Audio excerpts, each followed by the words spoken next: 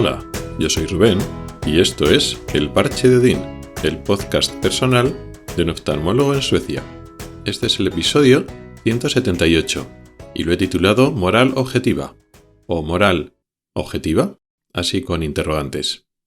Hace 2 semanas, en el episodio 176, estuve hablando de constructos sociales, de algunos conceptos como la raza o la especie, que los podíamos, algunos o mucha gente lo puede considerar realidades absolutas que se pueden diferenciar o separar nítidamente entre esos conceptos, que todas las personas se pueden clasificar pues de una raza a otra raza.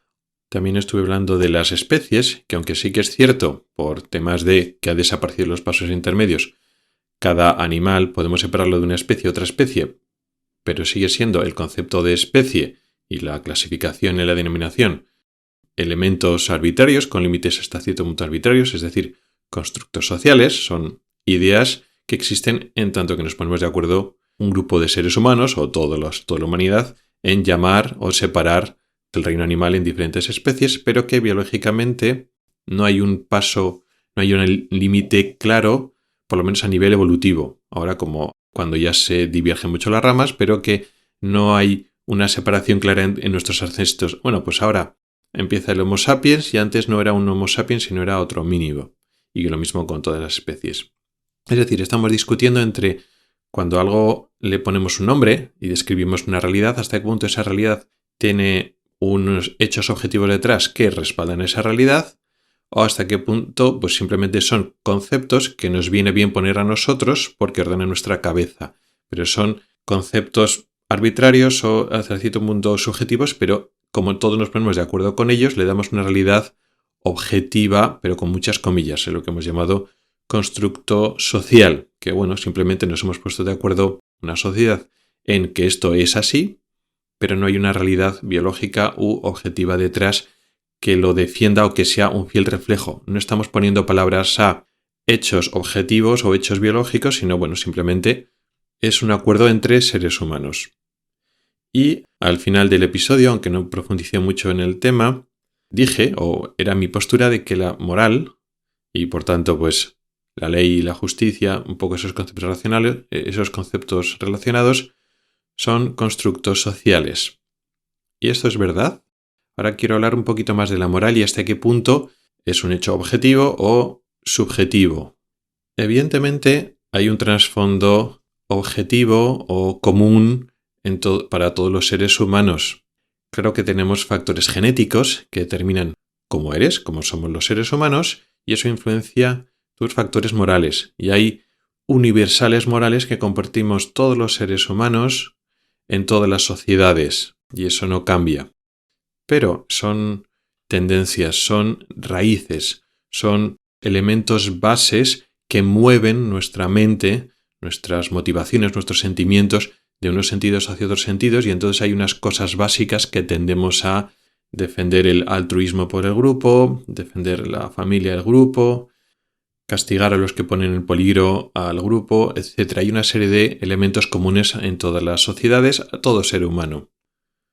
Pero luego depende mucho de tus experiencias, del factor cultural, de tu entorno, que va a ir modificando o ir cristalizando esos principios morales que tenemos todos en hechos y decisiones concretas.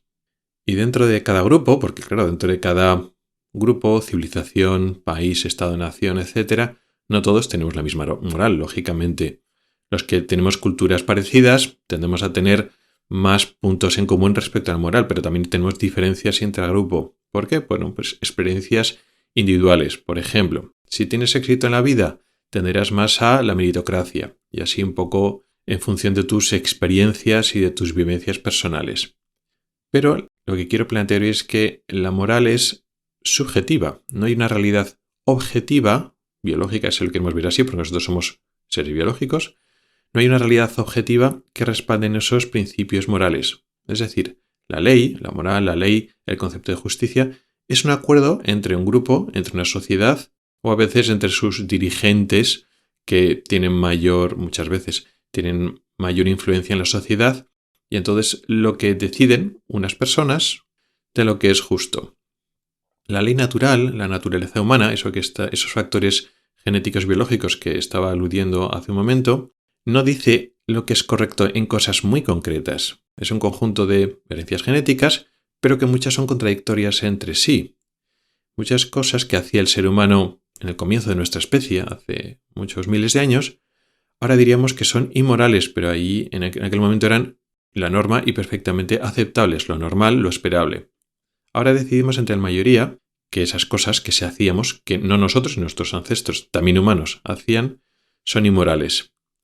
Y eso es por muchas cosas, pero entre otras cosas porque el humano se lleva autodomesticando, cambiando su naturaleza, incluso desde antes de que fuéramos humanos y también durante la historia de nuestra especie.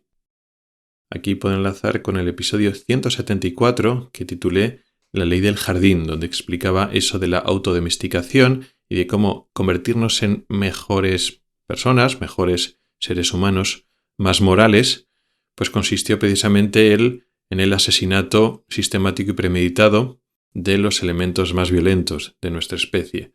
Que digamos que una mejor moral o una especie como la nuestra se hizo más civilizada, menos asesina o menos violenta entre nosotros mismos, precisamente recurriendo a la violencia.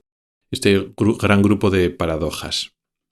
De cualquier manera, esto y otras estrategias nos han permitido autodomesticarnos y transformar nuestra naturaleza humana, porque como seres humanos no somos entes absolutos, lo mismo que las especies no son definiciones estancas, inamovibles, sino que la realidad biológica es siempre un cambio constante, lento, pero constante, pues esto es lo mismo. Nuestra naturaleza humana ha ido cambiando y ahora somos más civilizados, más morales.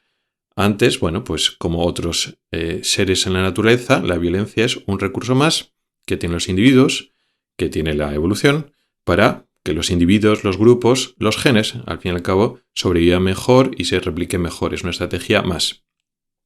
Pues los seres humanos progresivamente nos hemos vuelto menos violentos y más cooperativos.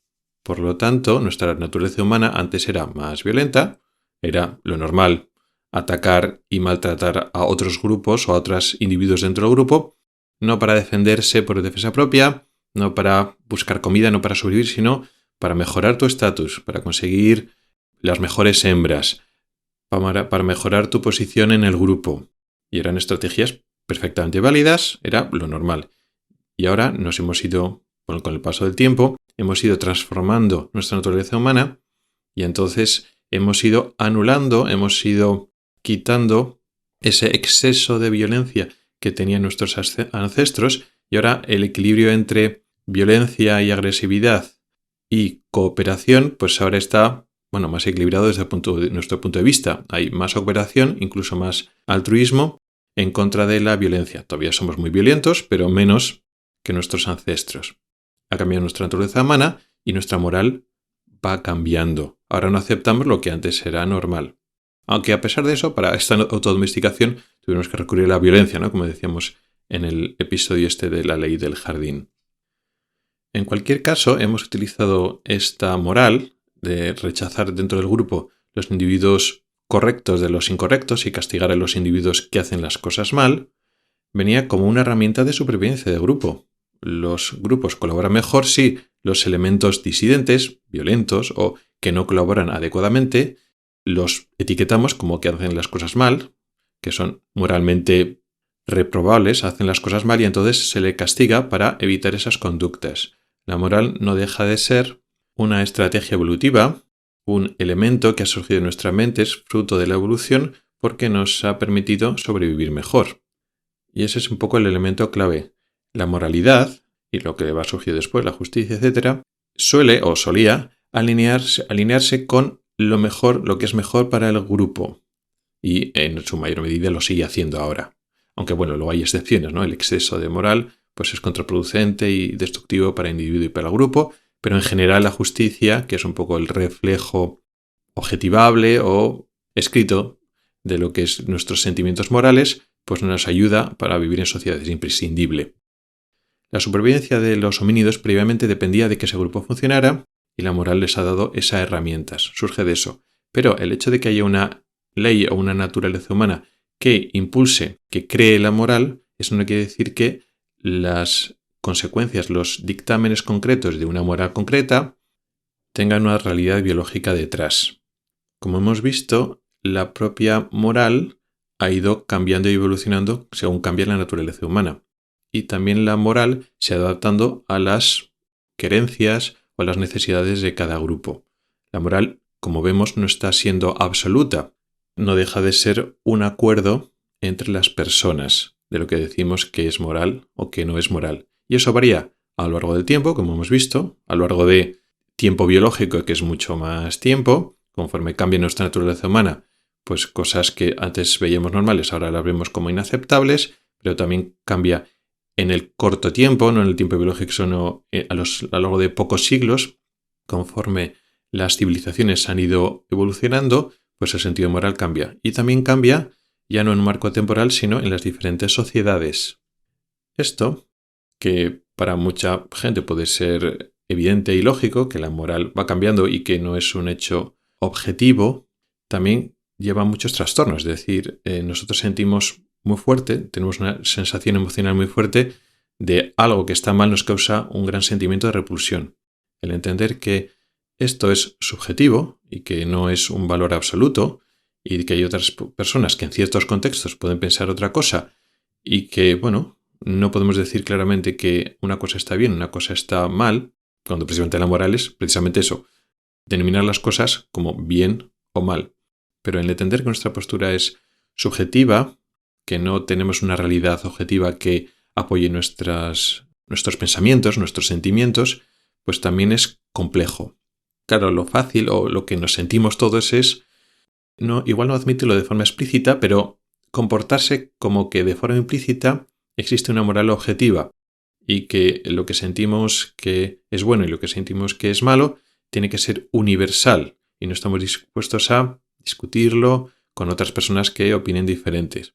Claro, si al final nos comportamos o pensamos, aunque sea de forma implícita, que existe una moral objetiva y que sentimos que la moral que sentimos nosotros, nuestra moral concretamente, es la objetiva, es decir, la real, y que el resto de morales están equivocadas, pues al final este pensamiento, llevándolo al extremo, lleva a unas conclusiones muy claras. Y son conclusiones que podremos reconocer en muchos aspectos que ya existen en nuestra sociedad.